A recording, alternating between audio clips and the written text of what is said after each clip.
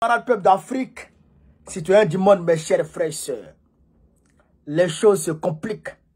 Zelensky, frère, ce que la minorité occidentale redoutait est en train d'arriver. C'est que les États-Unis, la France, l'Allemagne et leurs alliés otaniens redoutaient est en train de se produire, chers camarades d'Afrique.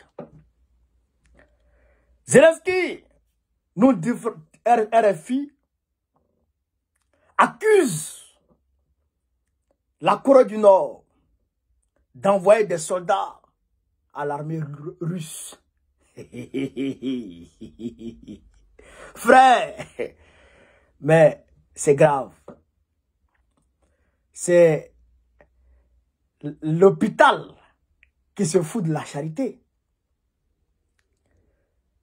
Combien de soldats occidentaux sont en train de combattre actuellement sur le front ukrainien? Combien sont-ils les soldats français, les soldats américains, les soldats anglais, les soldats polonais, les soldats, chers camarades d'Afrique, otaniens qui combattent aujourd'hui aux côtés des Ukrainiens sur le front? Combien sont-ils? Combien sont-ils? Nombreux! Nombreux! Y compris leurs moyens de combat, leurs armes. Ils sont nombreux, des centaines de milliers. Mais bien entendu, beaucoup ont été envoyés au repos éternel par les soldats russes, bien entendu. Donc là, le simple fait que la Corée du Nord envoie des gars en Russie, ça leur fait mal. Ça leur fait mal. Alors que ce qu'ils ont oublié, c'est que la Corée du Nord et puis la Russie ont signé un accord d'assistance mutuelle. C'est-à-dire, quand la Russie est attaquée, la Corée du Nord est d'office attaquée. Quand la Corée du Nord est attaquée, la Russie est attaquée. Donc ça implique la réaction de la Russie et vice-versa. Mais vous attaquez la Russie. Vous entrez même dans le territoire russe. Donc ça actionne automatiquement leur accord. Ça actionne automatiquement leur accord. Et donc ça pousse la Corée du Nord à respecter ses engagements. Elle a dit, la Corée du Nord a dit, celui qui va attaquer la Russie sur son territoire avec les armes occidentales en profondeur, la Corée du Nord se verra dans l'obligation de réagir. Donc, ça veut dire qu'aujourd'hui, l'Occident a un autre ennemi actif du côté de la Russie, qui combat maintenant, c'est-à-dire qu'il ne se limite plus aux propos, aux dénonciations, aux accusations, aux déclarations, qui maintenant combat sur le terrain. Chers camarades, l'heure est grave. En tout cas, ce que nous souhaitons, c'est la paix dans le monde. Mais aussi, qui veut la paix, prépare la guerre. Qui veut la paix, prépare la guerre. Parce que si tu ne prépares pas, si tu ne te prépares pas à la guerre, si tu ne cherches pas, chers camarades d'Afrique, à avoir des forces de dissuasion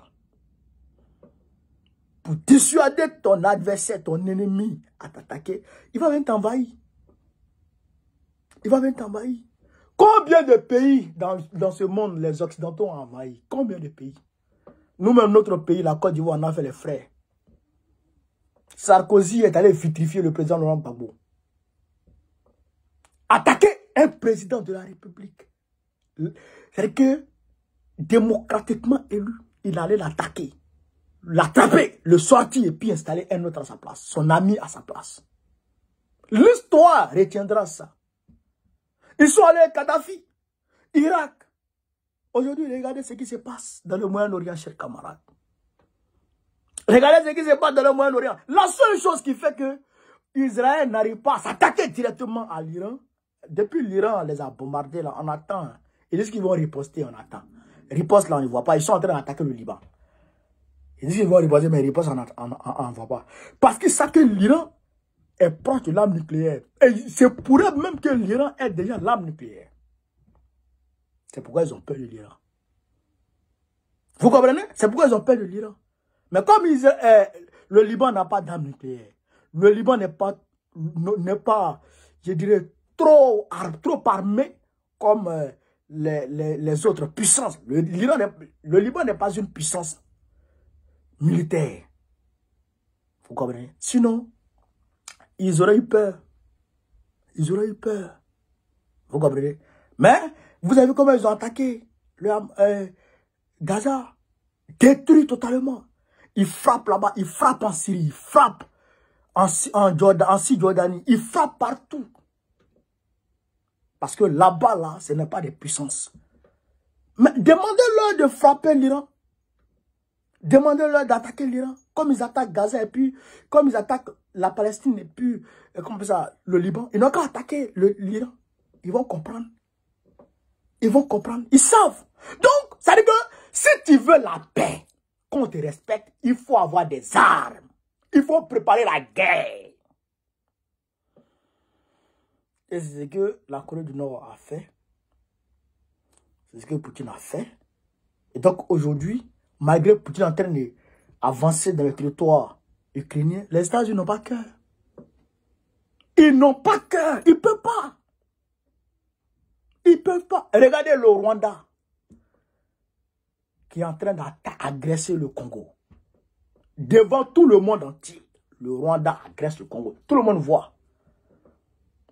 Mais, comme le Congo n'est pas aussi puissant, donc, ils font ce qu'ils veulent. Kagame fait ce qu'il veut, puis basta. Donc,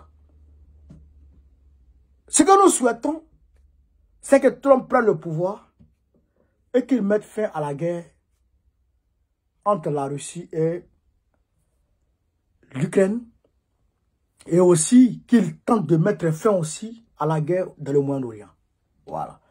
Donc, j'ai camarades de l'Afrique, voilà un peu ce que je voulais vous dire. Sur ce, vive l'Afrique libre, vive le panafricanisme, vive tous les présidents panafricains. Babo président du Code 2025, Inch'Allah.